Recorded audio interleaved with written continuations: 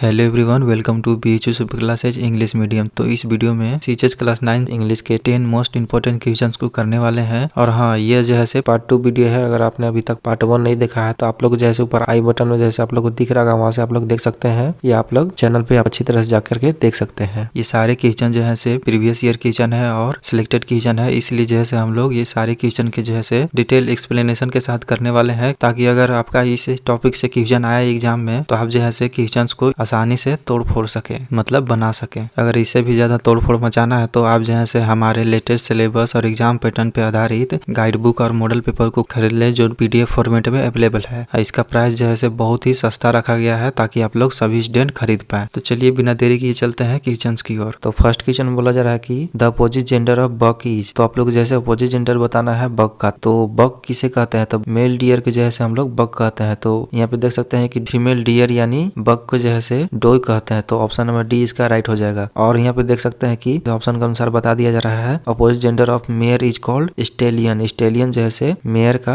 Opposite gender होता है। और फिल्ली, फिल्ली जो है हॉर्स के फीमेल बेबी को जैसे फिल्ली कहते हैं, मतलब ये भी जैसे अपोजिट जेंडर हो गया। अब चलिए चलते हैं क्वेश्चन नंबर सेकंड की। और क्वेश्चन नंबर सेकंड में बोला जा रहा है कि a group of ant is called. Ant के ग्रुप को क्या कहा जाता है? तो यहाँ पे देख सकते हैं group of ant is called a colony. तो ग्रुप ऑफ एंट को क्या कहा जाता है? कॉलोनी। तो ऑप्शन नंबर डी इसका राइट हो जाएगा। और भी आगे देख लेते हैं ऑप्शन के अनुसार, हो सकता है एग्जाम में पूछ दिया जाए। तो यहाँ पे देख सकते हैं कि group of deer is called herd. Deer के ग्रुप को क्या कहते हैं? हर्ड। और यहाँ पे क्लास जैसे ऑब्जेक्ट यूज डेली लिविंग, मतलब जैसे आप लोग जैसे क्लासरूम में रहते हैं, मतलब कोई भी सिमिलर कैरेक्टरिस्टिक ये सभी जो फॉलो होता है, मतलब कोई भी डेली लिविंग में यूज आता है, उसे जैसे हम लोग क्लास कहते हैं। ठीक है। और अगला है ग्रुप ऑफ आइटम को क्या कहते हैं? क्लस्टर। कोई भी ग्रुप ऑफ आइटम को क्या कहेंगे? क्लस्टर। ये क्लियर हो गया। ये सब क्वेश्चन पूछे जा सकते हैं, आप लोग इसे अच्छी तरह से ध्यान में रखें। अब चलिए चलते हैं क्वेश्चन नंबर थर्ड की। और क्वेश्चन नंबर थर्ड में बोला जा रहा है कि माई one friend dash in Kolkata. तो आप लोग जैसे यहाँ पे करेक्ट वर्ड से जैसे आप लोग को भरना है, तो यहाँ पे क्या भरा जाएगा? My one friend lives in Kolkata. तो ऑप्शन नंबर डी इसका राइट हो जाएगा। यहाँ पे क्या हो जाएगा? लिव्स। ऑप्शन नंबर डी यहाँ पे राइट हो जाएगा। ये क्लियर हो गया। अब चलिए चलते हैं क्वेश्चन नंबर 4 की। और क्वेश्चन नंबर 4 में बोला जा रहा है कि what is plural of diary. Diary के जैसे प्लूरल वर्ड बताना है। तो सबसे पहले जानते हैं कि प्लूरल वर्ड क्या होता है। ये एक ऐसा फॉर्म ऑफ नाउन चाहे वर्ब है जिसका एक से ज्यादा पर्सन या थिंग्स होता है, उसी को जैसे प्लूरल कहते हैं। ये क्लियर हो गया। तो यहाँ पे देख सकते हैं कि डायरी का प्लूरल क्या हो जाएगा? डायरीज। ऑप्शन नंबर बी इसका राइट हो जाएगा। ये क्लियर हो गया। अब चलिए चलते हैं क्वेश्चन नंबर 5 की। और क्वेश्चन नंबर 5 में बोला रहा है कि identify the verb in the sentence. तो आपको जैसे इसमें जैसे वर्ब को आइडेंटिफाई करना है। तो सेंटेंस क्या है? दे गॉसिप ऑल द टाइम। तो इसमें जैसे आप लोग को वर्ब को आइडेंटिफाई करना है। तो सबसे पहले जानते हैं कि वर्ब क्या होता है। तो एक्शन वर्ड या डूइंग वर्ड को जैसे हम लोग वर्ब कहते हैं। तो इसमें जैसे एक्शन वर्ड या डूइंग वर्ड क्या है? तो एक्शन मतलब कोई भी काम चाहे किसी कार्य को कर रहे हैं, तो इस ऑप्शन में जैसे गॉसिप, गॉसिप जैसे यहाँ पे एक्शन हो गया या चाहे कोई काम हो गया। गॉसिप मतलब बातचीत करना, तो ये जैसे वर्ब हो गया। तो ऑप्शन नंबर सी इसका राइट हो गया। अगर कहीं पे वर्ब पूछा जाए तो जहां भी एक्शन वर्ड चाहे डूइंग वर्ड हो गया, उसे ही हम लोग वर्ब कहते हैं। अब चलिए चलते हैं क्वेश्चन नंबर 6 की। और क्वेश्चन नंबर 6 में बोला जा रहा है कि प्लूरल ऑफ सेल्फ इज। तो फिर से प्लूरल पूछ दिया गया आप लोग को। तो प्लूरल मतलब बता ही दिए थे कि जिसका एक से ज्यादा पर्सन या थिंग्स हो, उसे जैसे प्लूरल कहते हैं। तो यहाँ पे आप लोग को सेल्फ का आप लोग को प्लूरल बताना है, तो इसका क्या हो जाएगा? सेल्फ। सेल्फ जैसे प्लूरल हो जाएगा सेल्फ का। आप लोग जैसे उल्टा भी पूछा जा सकता है। अगर आप लोग को दे दिया जाए कि सेल्फ का सिंगुलर क्या हो जाएगा, तो सेल्फ हो जाएगा। तो ये सब आप लोग ध्यान में रखें। अब चलिए चलते हैं क्वेश्चन नंबर 7 की। और क्वेश्चन नंबर 7 बोला जा रहा है कि pick out the noun in the given sentence. इस सेंटेंस में जैसे आप लोग को नाउन को चुनना है। सेंटेंस क्या है? Our army is second to none. तो इसमें बताना है कि नाउन क्या है। तो सबसे पहले जानते हैं कि नाउन क्या होता है। कोई भी थिंग्स का, आइडिया का, चाहे प्लेस का, चाहे किसी भी पर्सन के नाम को जैसे हम लोग नाउन कहते हैं। ठीक है। तो ये क्लियर हो गया आप लोग को। तो यहाँ पे जैसे आप लोग का नाउन हो जाएगा आर्मी। तो आप लोग बोलिए कि आर्मी कैसे हो गया। तो यहाँ पे जैसे किसी भी पर्सन चाहे ग्रुप का नाम है, ठीक है, उसी को जैसे हम लोग नाउन कहते हैं। तो इसलिए जैसे आर्मी यहाँ पे राइट हो जाएगा। आप लोग कहिए कि आवर भी तो हो सकता है, तो आवर नहीं होगा। आवर इसलिए नहीं होगा क्योंकि आवर जैसे प्रोनाउन है। तो प्रोनाउन के बारे में थोड़ा जान लेते हैं। तो प्रोनाउन जैसे ऐसा वर्ड है जो रेफर्स किया जाता है किसी को। जैसे एग्जाम्पल हो गया ईट, सी, आवर, योर, ये सब जैसे प्रोनाउन हो गया। किसी को रेफर करने के लिए ये यूज होता है। तो आवर जैसे हम लोग के लिए यहाँ पे यूज हो रहा है, तो ये जैसे प्रोनाउन हो गया, ये नाउन नहीं हुआ। लेकिन आर्मी जैसे यहाँ पे नाउन हो गया। तो ये सब क्लियर हो गया। ये सब ध्यान में रखिएगा आप लोग। अब चलिए चलते हैं क्वेश्चन नंबर 8 की। और क्वेश्चन नंबर 8 में बोला जा रहा है कि choose the correct preposition in the sentence. तो इसमें जैसे करेक्ट प्रीपोजिशन को चुनना है। तो यहाँ पे देख सकते हैं कि good health is necessary dash longevity. तो इसमें जैसे प्रीपोजिशन को भरना है। तो प्रीपोजिशन तो आप लोग को पहले ही बताया था कि क्या होता है। प्रीपोजिशन एक ऐसा वर्ड चाहे फ्रेज है जो यूज यूज होता है नाउन या प्रोनाउन के पहले किसी भी प्लेस, टाइम और डायरेक्शन को दिखाने के लिए, ठीक है। उसी को जैसे प्रीपोजिशन कहते हैं। ये सेंटेंस जो दिया गया है उसे आप लोग जैसे हिंदी में कन्वर्ट करके देखें या सोचें, ठीक है। सेंटेंस को बनाना इजी हो जाएगा, मतलब ऑप्शन में से आराम से चुन सकते हैं। तो यहाँ पे एक अच्छा हेल्थ जो है हमें आगे तक जीवित रहने के लिए जैसे नेसेसरी है के लिए, तो इसके लिए जैसे हम लोग फॉर यूज करेंगे, ठीक है। तो यहाँ पे क्या हो जाएगा, good health is necessary for longevity, मतलब ज्यादा देर तक हमें जीवित रहने के लिए जैसे मतलब अच्छी सेहत होना जरूरी है। फॉर मतलब के लिए, इसका हिंदी मीनिंग हो जाता है। अगर और भी ऑप्शन बैठाते हैं तो देखिए टू मतलब भी होता है, इसको सेंटेंस बनेगा तो अच्छी तरह से मैच नहीं करेगा। अगर इन यूज कीजिएगा, इन मतलब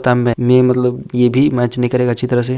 अबाउट भी मैच नहीं करेगा, ठीक है, सेंटेंस के अनुसार। लेकिन ऑप्शन नंबर ए फॉर जैसे एकदम पूरा करेक्ट प्रीपोजिशन मैच करेगा, इसलिए जैसे ऑप्शन नंबर ए राइट हो जाएगा। अब चलिए चलते हैं क्वेश्चन नंबर 9 की ओर। तो क्वेश्चन 9 में जैसे आप लोग को करेक्ट स्पेलिंग वर्ड आप लोग को पहचानना है। ये तो आप लोग के लिए इजी है। इंपॉर्टेंट का जैसे करेक्ट स्पेलिंग आप लोग को बताना है, तो इसमें ऑप्शन नंबर ए राइट हो जाएगा। करेक्ट स्पेलिंग वर्ड जैसे आप लोग को पूछा जाएगा, आप लोग को 2-3 क्वेश्चन आप लोग को पक्का मिलेगा। अब चलिए चलते हैं आखिरी क्वेश्चन की ओर, जो है क्वेश्चन नंबर 10। क्वेश्चन नंबर 10 बोल रहा है कि the abstract noun is in the sentence. तो इस सेंटेंस में जैसे आप लोग को एब्स्ट्रैक्ट नाउन बताना है। तो सेंटेंस क्या है, तो सेंटेंस जैसे laughter is the best medicine. तो इसमें जैसे आप लोग को एब्स्ट्रैक्ट नाउन बताना है। तो सबसे पहले जानते हैं एब्स्ट्रैक्ट नाउन क्या होता है। तो एब्स्ट्रैक्ट नाउन उसे कहते हैं जिस चीज को जैसे हम लोग अपने 5 सेंस ऑफ ऑर्गन से फील नहीं कर सकते हैं, उसे ही जैसे हम लोग एब्स्ट्रैक्ट नाउन कहते हैं। जैसे कौन कौन से वर्ड हो गए, जैसे लव, टाइम, ब्यूटी, साइंस, ये सब जैसे एब्स्ट्रैक्ट नाउन हो गए, क्योंकि इसे जैसे हम लोग टच नहीं कर सकते हैं, चाहे हम लोग देख नहीं सकते हैं, ठीक है। इसलिए जैसे ये सब एब्स्ट्रैक्ट नाउन हो गए। तो आप लोग समझ ही गए होंगे कि इसमें ऑप्शन कौन सा सही हो जाएगा। Option number C laughter. तो इसे जैसे हम लोग टच नहीं कर सकते हैं, देख नहीं सकते हैं, मतलब सिर्फ फील कर सकते हैं, ठीक है। तो इसलिए जैसे ऑप्शन नंबर सी राइट हो जाएगा। तो 10 क्वेश्चन यहाँ पे खत्म हो गए। तो आप लोग जैसे ये क्वेश्चंस का जैसे पीडीएफ जो स्टूडेंट जैसे बुक खरीद लिए हैं उनको जैसे डिटेल सोल्यूशन के साथ उनको ग्रुप में डाल दिया जाएगा। और आप लोग यहाँ पे देख ही लिए कि किस तरह से जैसे आप लोग को एक्सप्लेनेशन करके बताया गया। तो आप लोग पर्सनली गाइडेंस चाहते हैं तो आप लोग जो है बुक खरीद लें और साथ में और स्टूडेंट के साथ जो है व्हाट्सएप ग्रुप में अपना तैयारी करें। ये पार्ट 2 वीडियो है, और भी आगे इसके पार्ट्स आएंगे और साथ में और भी सब्जेक्ट के मोस्ट इंपोर्टेंट क्वेश्चंस आएंगे। इसलिए जैसे आप लोग चैनल को सब्सक्राइब करके नोटिफिकेशन को ऑन कर ले। तो ये लेक्चर जैसे इंग्लिश मीडियम के लिए था। हिंदी मीडियम के लेक्चर जैसे हिंदी मीडियम चैनल पे अपलोड हो गया है, वहाँ पे आप लोग देख सकते हैं। तो मिलते हैं अगले वीडियो में, तब तक आप लोग जैसे पढ़ते रहें और अपना तैयारी करते रहें।